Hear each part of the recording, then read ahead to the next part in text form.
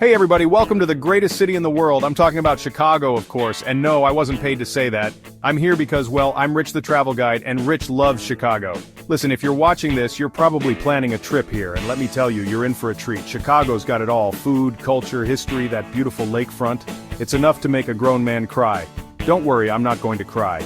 I'm going to do you one better. I'm going to take you on a whirlwind tour of the top 5 things you absolutely cannot miss when you're in this fine city. We're talking iconic landmarks, world-class museums, breathtaking views, and maybe even a deep dish pizza or two along the way. So buckle up, Buttercup, and get ready for the ride. Because this is Chicago, baby, and we're just getting started.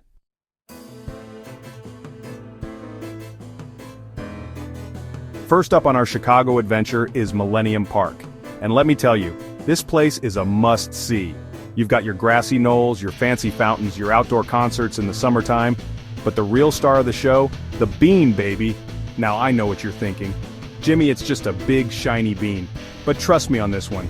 This isn't just any bean, this is Chicago's bean. It's like the world's largest selfie mirror, and everyone's invited. You'll see tourists striking poses, locals walking their dogs, even the occasional wedding party trying to fit everyone under the bean for a photo op. It's a whole thing. But hey, don't take my word for it. Go see it for yourself. Just try not to get lost in the reflection, alright?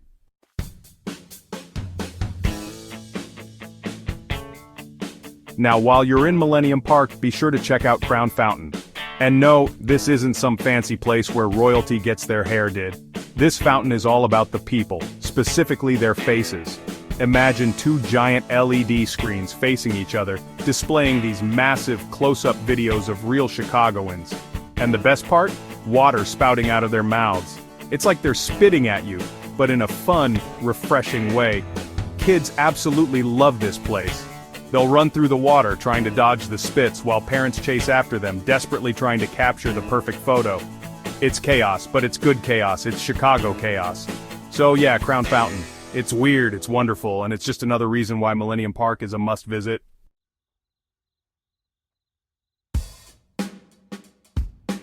Look, I know the Bean and Crown Fountain are the headliners at Millennium Park, but don't sleep on the rest of this place. We're talking about a 24-acre urban oasis right in the heart of the city. You could easily spend half a day here and still not see everything. For the art lovers out there, you've got the Lurie Garden, a beautiful botanical garden with all sorts of cool plants and flowers. And then there's the Jay Pritzker Pavilion, a stunning outdoor concert venue, designed by the legendary Frank Gehry. And if you're just looking to relax and soak up the sun, there are plenty of green spaces perfect for a picnic lunch, or just people watching. Believe me, there's nothing quite like kicking back on a sunny afternoon, deep dish pizza in hand, and watching the world go by in Millennium Park. So yeah, make sure you give yourself enough time to really explore everything Millennium Park has to offer. It's more than just the bean, folks, it's a whole Chicago experience.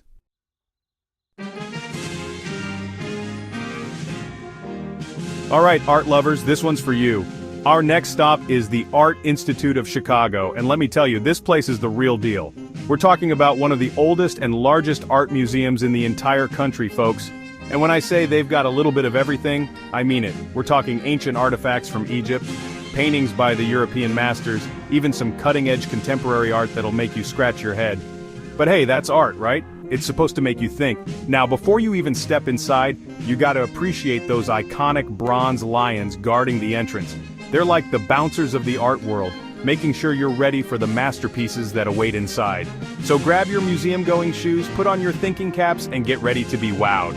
Because the Art Institute of Chicago is here to remind you that art is cool, baby.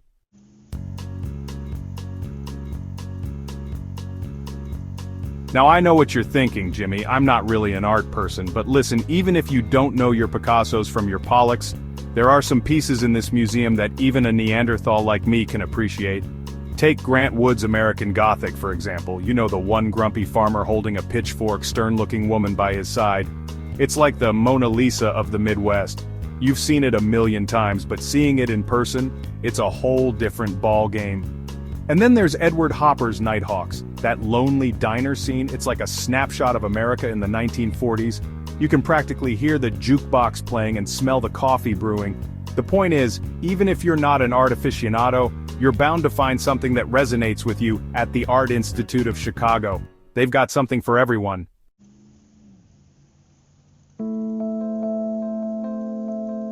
Now I know we've been focusing on the paintings, but the Art Institute of Chicago is so much more than just canvases and frames.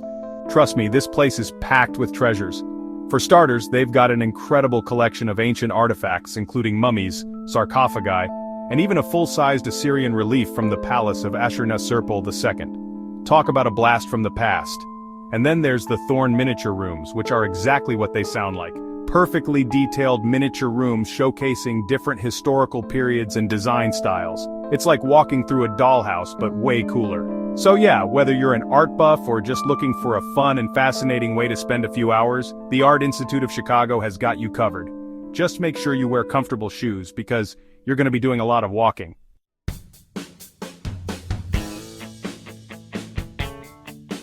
Alright folks, buckle up because our next stop on our whirlwind tour of Chicago is Navy Pier. This isn't your grandpa's pier, though I'm sure he'd love it too. We're talking about a 50-acre playground right on the beautiful shores of Lake Michigan. Picture this, Ferris wheels, carousels, and enough carnival games to make you feel like a kid again. But wait, there's more. Navy Pier has restaurants that'll make your taste buds sing, shops that'll empty your wallet faster than you can say deep dish pizza, and enough entertainment to keep you busy for days. Now you might be thinking, Jimmy, this sounds a little too touristy, even for me. And to that I say, hold your horses, friend. Navy Pier has something for everyone. It's like the world's largest ball pit, but instead of plastic balls, it's full of fun. Trust me on this one, folks.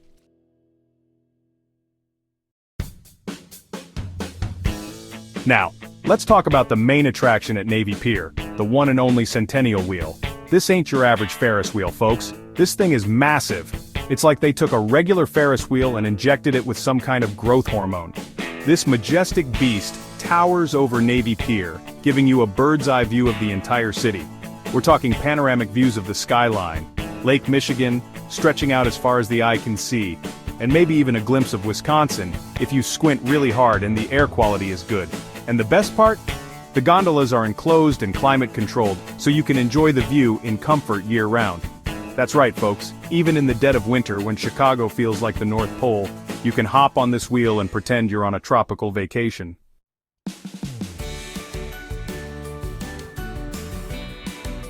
But wait, there's more. Navy Pier isn't just about the rides and the views, it's also a cultural hub. You've got the Chicago Shakespeare Theater, which, as you might have guessed, puts on some pretty awesome Shakespearean productions. And if you're feeling a little artsy, check out the art galleries showcasing the works of local and international artists. You might even find a piece that speaks to your soul, or at least one that would look good above your couch. And let's not forget about the food. From Chicago-style hot dogs to deep dish pizza to fancy seafood restaurants, Navy Pier has it all. So come hungry, my friends, because you're gonna want to sample everything. And make sure you save room for some popcorn and a giant pretzel. It's tradition.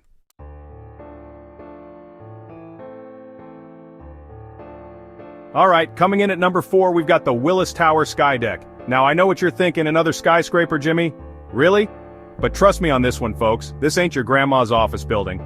This is the Willis Tower, formerly known as the Sears Tower, and for a while there, it was the tallest building in the world.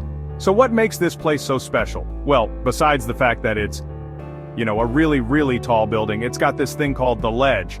Now, I'm not talking about a rock-climbing wall or anything. This ledge is a glass box that sticks out 4 feet from the side of the building. You heard me right, 4 feet. It's on the 103rd floor, so you can pretty much see the entire state of Illinois from up there.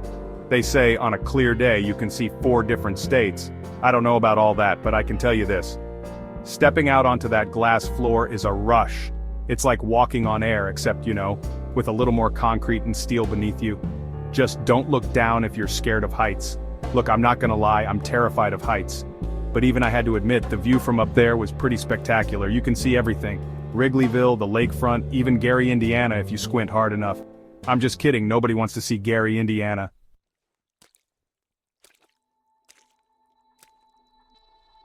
Now, getting up to the Skydeck is an experience in itself. You hop into one of those high-speed elevators and let me tell you, your ears will definitely know you're moving. It's like that feeling you get on an airplane, but faster. Speaking of airplanes, did you know that on a really windy day you can actually feel the Willis Tower sway a little bit? Don't worry, it's designed to do that. It's perfectly safe. I mean, I hope it's safe, I'm not an engineer. But hey, If you're looking for a thrill, and maybe a little bit of an ear-popping experience, the Willis Tower Skydeck is definitely worth checking out. Just make sure you bring your camera, and maybe an extra pair of underwear, you know, just in case.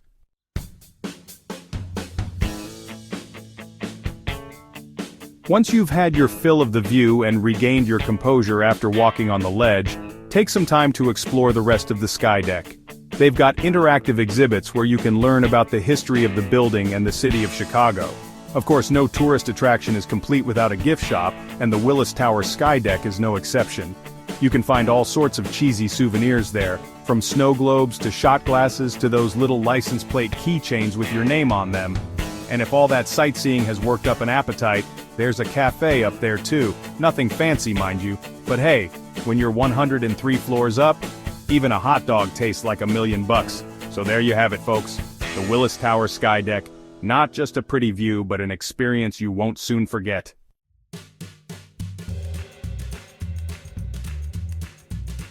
Alright, our final stop on our whirlwind tour of Chicago takes us to the Chicago Riverwalk. Now I know what you're thinking. A riverwalk? Jimmy, that sounds about as exciting as watching paint dry. But hold your horses, folks, because this ain't your average concrete path by the water. The Chicago Riverwalk is like the city's front porch, all dressed up and ready for a party. It's a 1.25-mile stretch of pedestrian walkway that winds its way along the south bank of the Chicago River, and trust me, it's a whole lot more interesting than it sounds. You can stroll along the riverbank, take in the sights and sounds of the city, and maybe even catch a glimpse of a kayaker or two. There are also plenty of benches along the way where you can sit and soak up the sun or just people watch to your heart's content. And if you're feeling a little more adventurous, you can even rent a kayak or a water taxi and explore the river from a different perspective. Just try not to fall in, okay?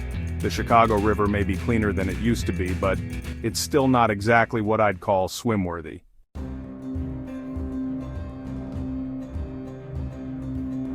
One of the best things about the Chicago Riverwalk is that it's home to a ton of great restaurants and bars. So whether you're in the mood for a romantic dinner for two, a casual lunch with friends, or just a cold beer on a hot day, you're sure to find something to your liking along the riverfront. They've got everything from upscale steakhouses to casual cafes to those little food stands selling hot dogs and Italian ice. And of course, no Chicago experience would be complete without a slice of deep dish pizza, am I right? And if you're looking for a truly unique dining experience, be sure to check out one of the Riverwalk's many floating bars and restaurants. That's right, you can actually eat and drink on a boat while cruising down the Chicago River. Just try not to spill your drink when the boat rocks back and forth, okay? I'm not buying you a new shirt.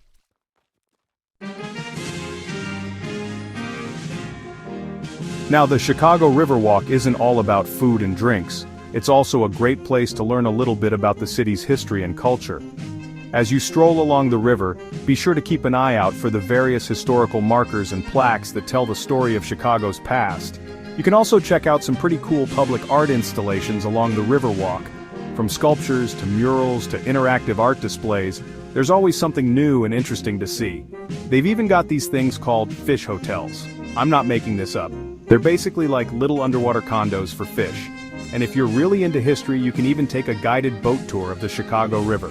You'll learn all about the city's architecture, its infamous past, hello Al Capone, and how the river played a pivotal role in shaping Chicago into the metropolis it is today.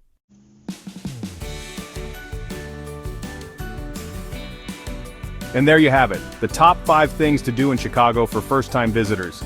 From the soaring heights of the Willis Tower to the artistic haven of Millennium Park, from the cultural gems of the Art Institute to the lively atmosphere of Navy Pier and the scenic beauty of the Chicago Riverwalk, this city truly has something for everyone. We hope this guide helps you make the most of your trip to the Windy City.